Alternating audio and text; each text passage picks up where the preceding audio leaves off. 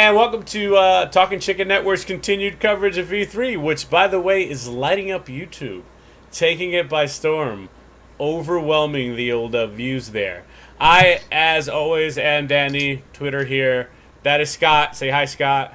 Hello. All right, and so we're going to be talking about the big two consoles and their conferences. And as is the tradition after every E3, everyone wants to know who won the conference, even though it means absolutely nothing. It's us essentially doing what happens in the sports world where we go, who won the draft? Even though you don't know who's going to win the draft until the players play and you see what happens. And that's what E3 is. E3 is essentially video game draft where everyone comes out and they have their conference. The three consoles, of course.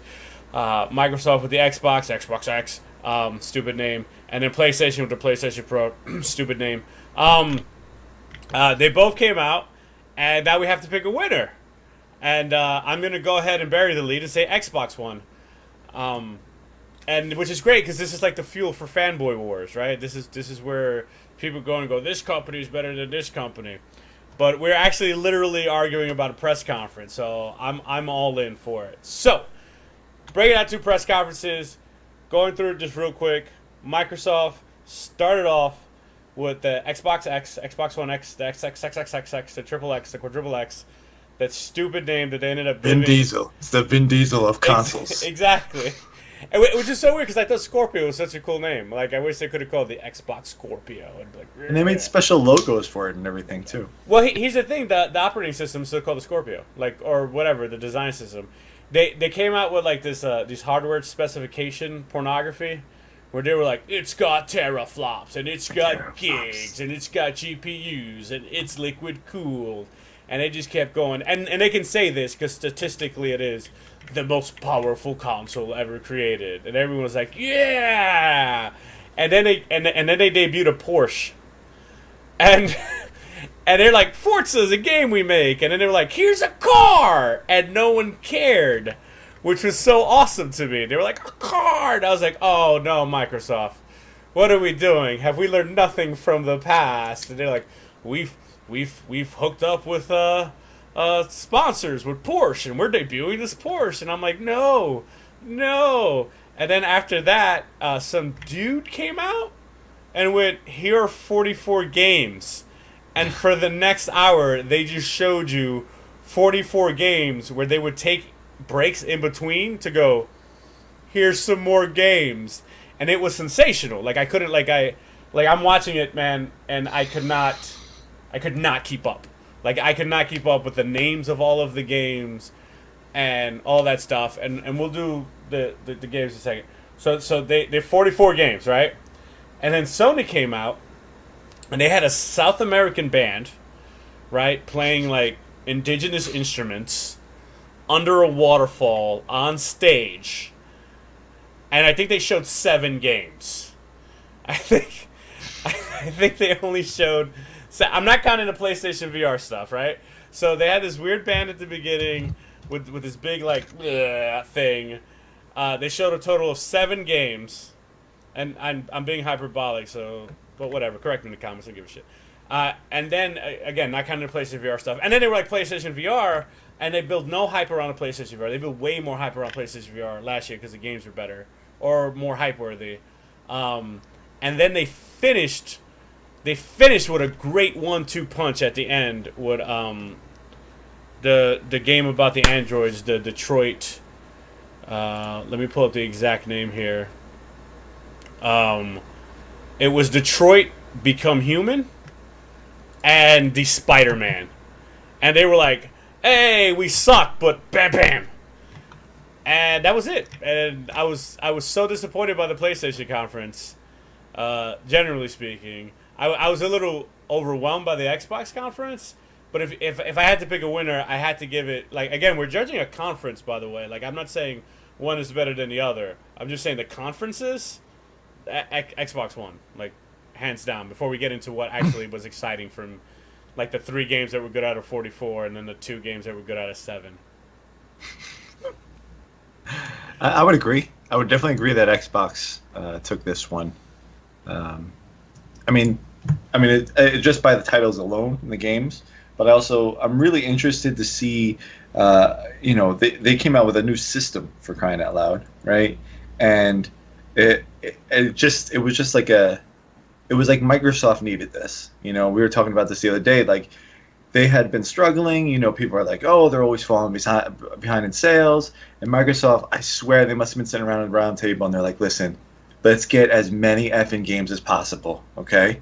A nice looking car, all right, and a new system, and we're just gonna put all that crap on stage, all right, and everybody's gonna just get so crazy. It doesn't really matter what's in there, but it's gonna be more than what PlayStation does, and that's exactly what they did. It did totally feel that way, right? Like it was one of those things where it's like everyone's been telling Xbox for years, focus on the system, focus on the games, focus on the system, focus on the games. And they've been coming out and going, our Xbox can do this, and look at this Connect, and our Xbox can do this, and here's the Xbox, and everyone's like, no, focus on the system, focus on the game. And they literally went, here's a system, here's a bunch of games. I know, right? But we really have a bad habit of throwing shit up here, so here's a Porsche. But it'll be quick. They'll look at the Porsche. We've got to do something. And then we do, like, we got to scratch that itch. That, no, we have to cross-promote. We have to synergize. We have to promote. There's cars in this game about cars, so we have to have a car on stage. You guys don't understand. And then I feel like Sony totally pulled a Microsoft, right? They totally pulled a Microsoft because they had, I'm going to get the time wrong, 7 whole minutes on PlayStation TV, I think, or something like that. Like they did like a whole segment on PlayStation TV. It might not have been 7 minutes. And then they had the whole thing with the PlayStation VR. And we're going to get to the stuff we liked at the end. I can't say that enough. It wasn't a bomb. Neither one had a bad PlayStation had a bad conference. But they were not like without redemption. PlayStation has like some like the hype meters like this right now for, like I told you, SpiderMan and Detroit Become Human. But the PlayStation VR stuff was just, it felt like such a waste of time. Like they pop it out. They were they had a first person survival horror game, which is like everything on Steam right now for VR. Like you jump on Steam, and like VR games, like everything's a first person survival horror or a rail shooter, right? They had they turned a Final Fantasy 15 fishing mini game into a full game in VR for reasons unbeknownst. They showed a VR game that wasn't first person, which in and of itself was crazy because I'm like, isn't that the whole point of the VR, to experience it in first person? And then if you watch the video on Bethesda that we did already, there was a floaty hand Skyrim game. They did Skyrim first person floaty hands, and I'm like, oh, more fucking floaty hands. After Sunday's floaty hands debacle, for Monday's conference they had more floaty hands on it Monday night. I was like, I don't want this. Why are you doing this? And the year before they had Batman VR, and a Star Wars VR game that they were hyped about. And those two titles by themselves are like Batman, Star Wars, and everyone get hype about it. And I just feel like they went, look, don't forget we have a VR set, and it was a huge throwaway section. And then on the other hand, Xbox didn't debut any new hardware, like any peripherals, should I say, because the Xbox stuff is hardware. And then they went, also Xbox One games. We're going to go backwards compatible all the way to Xbox One.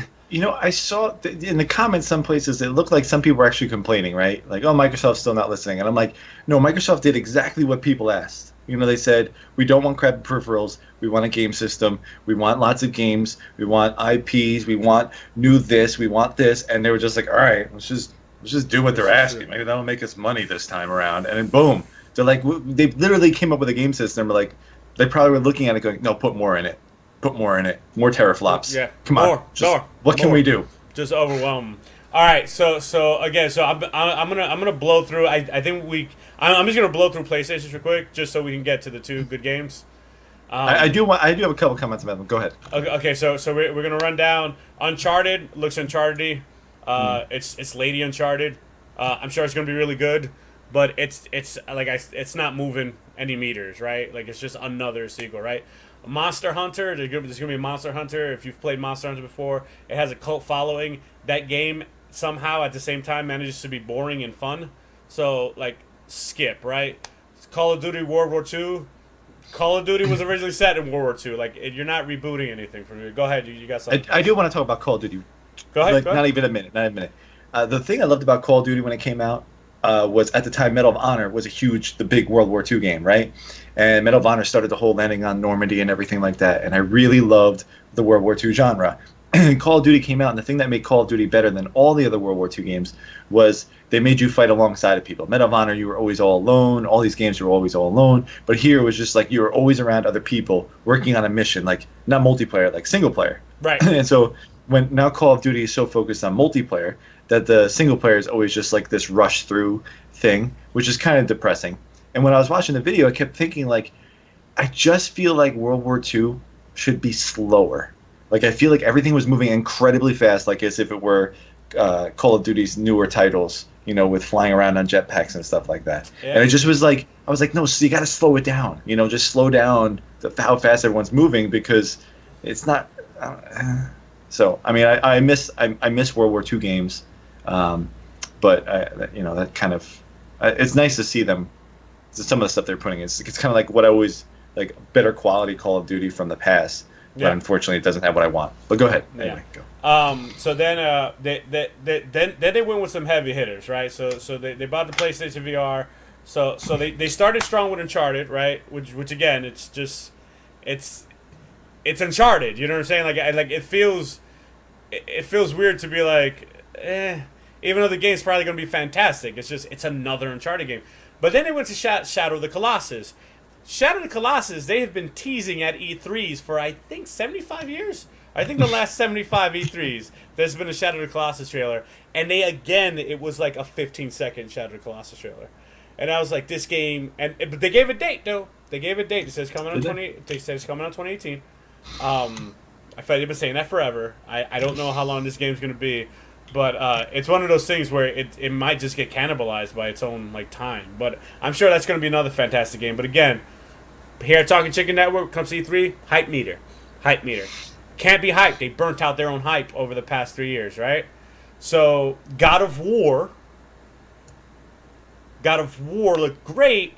Beautiful again. But again, the hype for God of War was greater last year. Like last year, the way that they were doing it, the new art style, the direction, the better graphics, and like this more story focus. I want to say it's more story focused, and so far it seems to be like Kratos is going to actually be dabbling in some Norse mythology, and that by itself kind of moved the meter a little bit. But I'm like, I was more hyped for it last year, right? These two games got me. So, also more exclusive Destiny 2 content for PlayStation because Bungie's still mad at Microsoft. I guess they're still mad at them for some reason. I don't like the idea of a game costing the same price on two separate systems and then one system literally getting more stuff. Like I understand it, but it's like they just make it exclusive to PlayStation. Like don't be. This is a different philosophical conversation, but don't be happy taking everyone's money and then giving these people more stuff. Like, just give them the game. But you want everyone else. Anyway, whatever. Detroit Become Human, aside from the terrible voice acting that was in the trailer, dude, had me bananas, dude. That game had me so, like, you're an android awakening other androids who you can buy at the Apple Store apparently. So it's like you can buy androids at an Apple Store, but they become self-aware, awakened, and then they want to like start a revolution. And then it becomes so they're selling it as a game where you make choices, and the choices you make determine the actual gameplay, which is not a necessarily, it's not a new concept or anything, but it makes it seem as though like every situation has choices. So like the cops showed up and like in the demo, they're like, all right, we could run, we could pretend to kiss so that they walk by us, we could shoot them, or we could hide kind of deal. And then each one then sets like a choose your own adventure further on down the line until it could be one of those things where you're trying to make peace with the humans or you're trying to make war with the humans, and how that war goes, and then how the humans perceive you back, and whether you're going to become like a MLK style freedom fighter, or whether you're going to become a Malcolm X style freedom fighter, or whether you're going to become a straight up rebel domestic terrorist freedom fighter, or whether you're going to maybe do kind of like a media, leverage for it's just it seems so cool conceptually. It might be creating something bigger than it can actually handle. But man, was I like watching? I'm like, this one excellent surprise, right? It's really hard to do in these things. It's something I complain about with everyone else. Is the sequel. Why I can't get excited from Uncharted? Why I can't get excited from Shattered Colossus? Why I can't get too excited for God of War? It's just again and again, dude. This thing felt new. It felt fresh. The voice acting seemed a little unconvincing, but aside from that, that it got me legit excited. Like I want to play this game. Like that is the one, and it was like the second or third to last thing they showed at the conference. I'm like, I want to play this game. I'll play this game fucking right now. Put me down. Put the controller in my hand. Let's do this. Is it a PlayStation exclusive? They didn't actually say, but I imagine so. But I was like gonna say, how are you gonna play it? Oh, dude, I'm not about buying PlayStation. You're not about it? No, I'm not about it. I'll fuck, dude. If I had the money, I'd buy a fucking PlayStation tomorrow. And for now, I have to play other people's PlayStations, but it's okay. Borrow Mike's. I went right. His is just collecting dust. Mike, send me your PlayStation. I will say though, the pick your own adventure. I think that's what everybody wants in a game, right? They want this concept where decisions matter, and your play. And we talked about this with that other game you said, where you can come into each other's world and mess it up, where you can. The decision you make affects you down the line, and you could essentially be in so far a different path than somebody else who played the game. This besides that, I mean, the graphics look amazing on this thing. Yeah. If that there are the cinematic scenes, but when they're actually controlling him walking, I'm just like, wow. Yeah, and it has atmosphere too. Like they created like it's a legit. The atmosphere is like the future. Like the guys like and and they did a good job with the trailer too, because you're like, oh, we need to free our people, and then they show everyone standing in the Apple store, and you're like, free the people. I'm like, fuck, are these guys robots? And like, yeah, they are androids, But I was like, they're fucking robots. Oh shit, we're the robots. We get to play as the robots. This is so cool because usually you're killing robots, so it was like I said, hype, bro. Meter in the red. So now compare that to SpiderMan. Okay. SpiderMan now was the surprise of the PlayStation conference. Now, SpiderMan, they announced as exclusive. They were like, here's an exclusive thing. And they did a big SpiderMan, and I think it's voiced from the dude from Homecoming, right? Like it's the Marvel universe. So first of all, it being exclusive, by the way, was completely shocking, right? Because it's Marvel, which in turn is Disney, right? Mm-hmm. So they tend, make as much money as possible. So I don't know what kind of backroom deal is going on to make this exclusive. I don't know if it's a timed exclusive or whether it's a straight up exclusive or whether this is like, hey, we're gonna make like a bunch of Spider-Man on the PlayStation, whatever. The game, so it looked like Arkham City Spider-Man, right? Which is not an insult. Not an insult at all. Arkham City is one of the best games I've ever played. One of the best semi-open world games that I've ever played. They didn't make it clear that you can traverse the city like by itself in the gameplay demo that they did. But you got to be able to. It's Spider-Man. Like you can't have a Spider-Man game unless you can swing around New York. And the fighting looked clean. Clearly, you're not going to have all those moves from day one. The action scenes with QTEs seemed pretty seamless. Like QTEs are very dangerous to put in games. Oh man, what was that game that debuted with the Xbox One with the Roman soldier? That one, tons of QTEs. Not well executed. This looks like it's gonna be fun. It's gonna be interactive. The fighting looks super satisfying. All of the in-game prompts. I don't know. Again, this might be a totally weird observation. All of the in-game prompts were done very cleanly. So, like, if you notice when they're fighting and stuff, objects that he could web were indicated with a small white dot, not like a big target reticle or like a big fucking Spider-Man flashing face or anything. It was a small white dot. And the counter system, and the game does have a counter system, which is the fighting system that again you'll see in Arkham. that you see in Shadows of Mordor, where it's like, hey, attack, counter, flip. But his counters were flips, unlike Batman's counters, which were like punches in the face and headbutting, because he's Spider-Man. So he has superpowers. Yeah, doesn't. Yeah. So it was just so cool. The game looks so fun. The Spider-Man character, again, he's being voiced by the real actor. And again, I complained about the voice acting last one. Some of the voice acting of the non-Spider-Man characters were a little, again, unconvincing, and took me out a little bit. But that's not gonna at all be a game killer, as I nitpick, because I'm an animal. But man, was that good! That Spider-Man was so good. Real quick thing, he's talking to Fisk, so he lives in. So his universe is the same universe as Daredevil and Punisher. So. Because Fisk is the. So to everyone watching, Scott is not a comic book guy. No, I'm not. Okay, I'm not. He's not. So his exposures from the Netflix shows. Yes, he is a common villain, for Spider-Man, Daredevil, and Punisher. There's a lot of people to fight.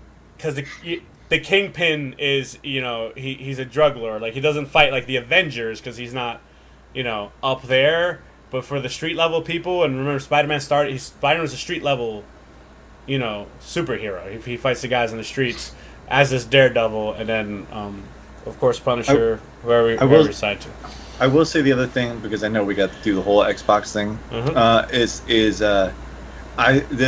a part of me was kind of like, wow, you're too guided as far as moves are concerned. Now, I don't play a lot of these games.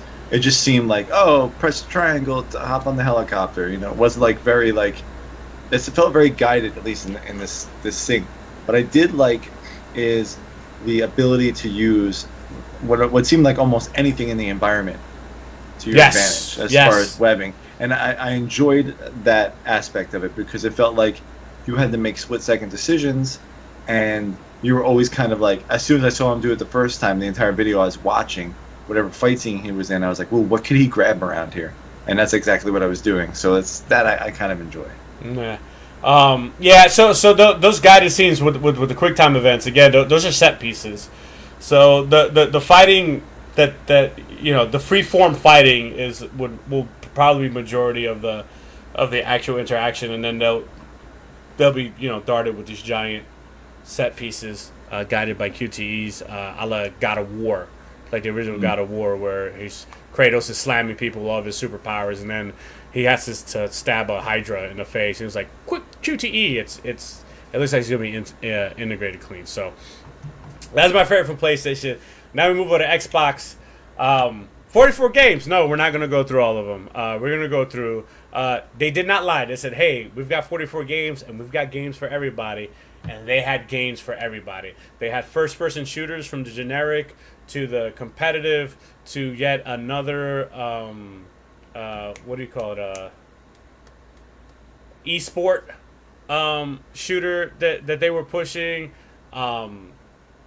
Super hyped for Crackdown 3. I don't want to talk too much about Crackdown 3. If you play Crackdown, it's Crackdown. It's just Crackdown 3.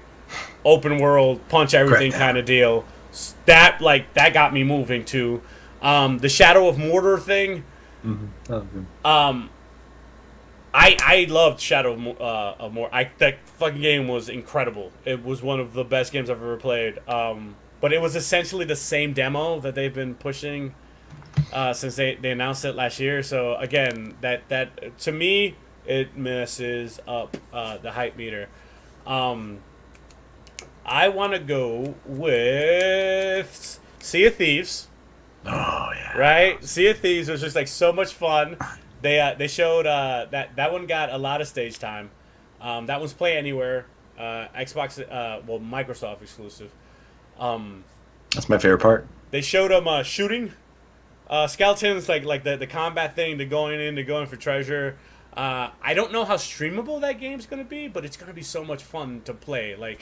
But the problem we're gonna have, we're gonna need like 6 dudes, like you need 6 friends, to play that game, and that's a problem for a lot of people who don't know 6 people.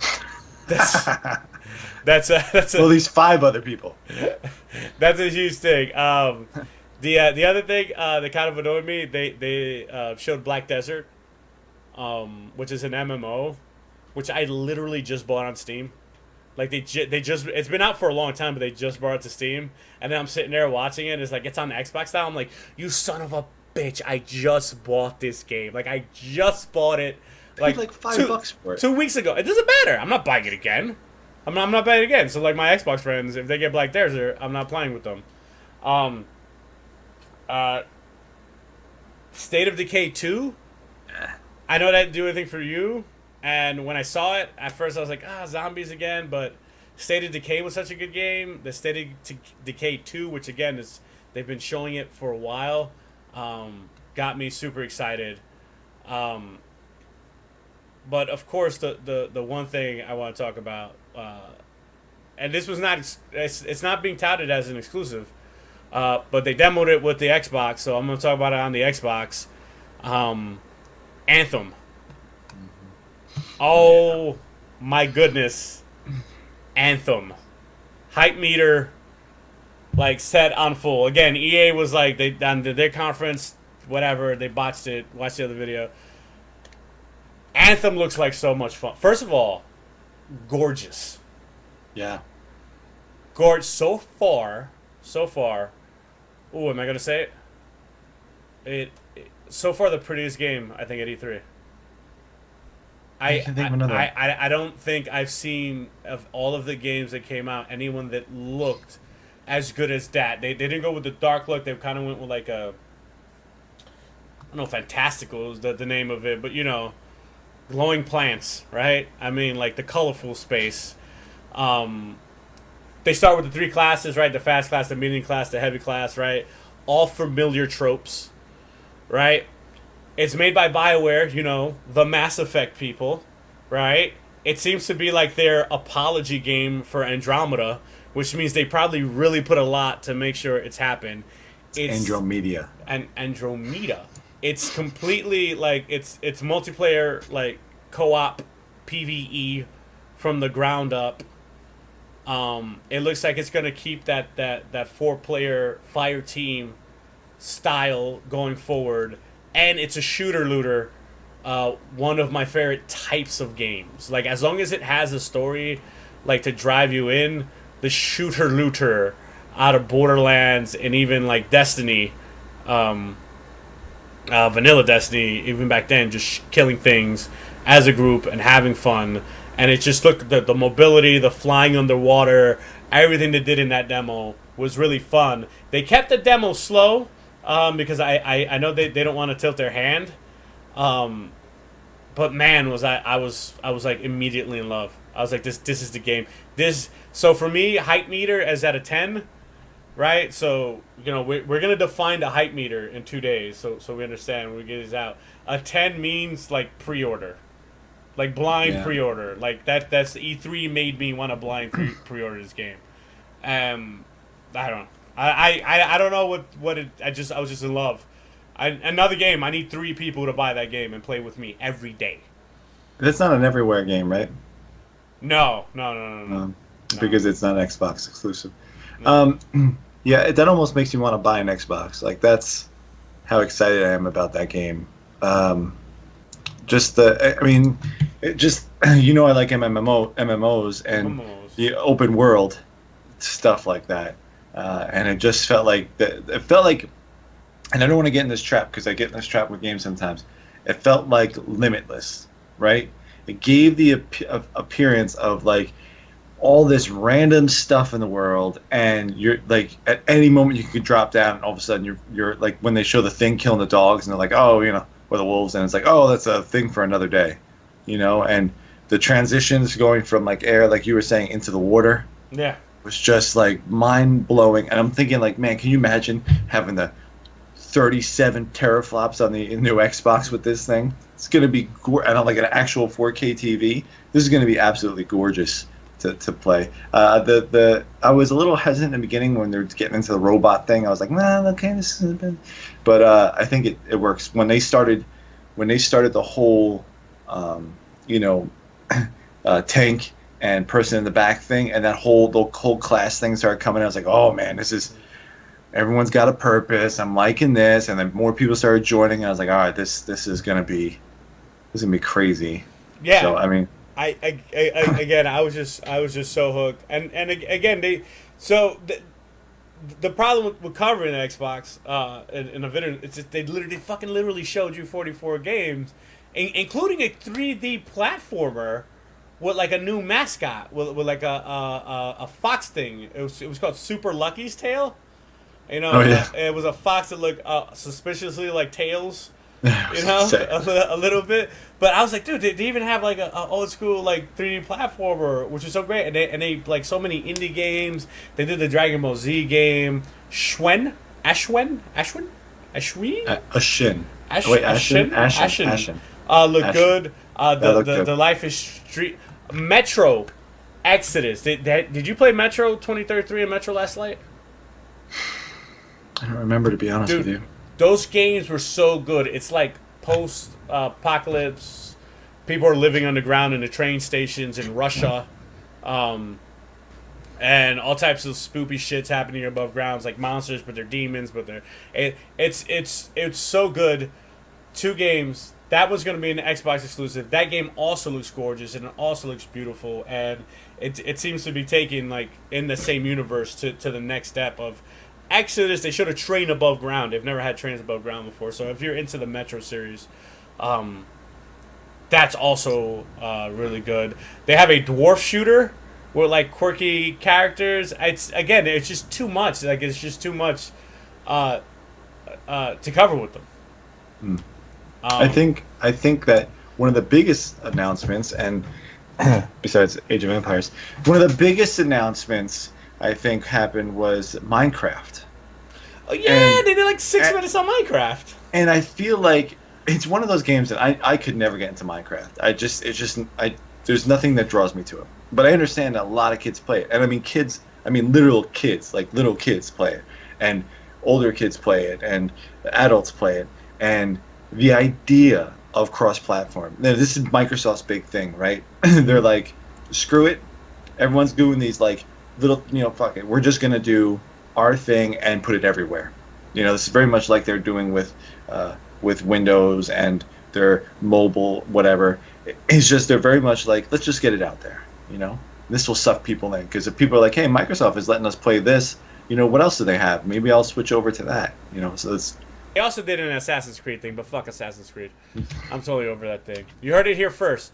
Talking Chicken Network. Fuck Assassin's Creed. Stop buying those games. So, again, if you're a PlayStation guy, you're probably going to tell me I'm wrong. Xbox didn't win. And if you're an Xbox guy, you're probably going to be super mad that PlayStation got SpiderMan. But either way, again, they both had a lot going for them. But if we're talking about which conferences were better, Xbox win. Go ahead and argue amongst yourselves in the comments below. 2 more days of E3 coverage, including our award show. What? Our award show? So, you got anything, Scott? You're over here. I got nothing else. You got nothing. All right. Subscribe, videos, do things.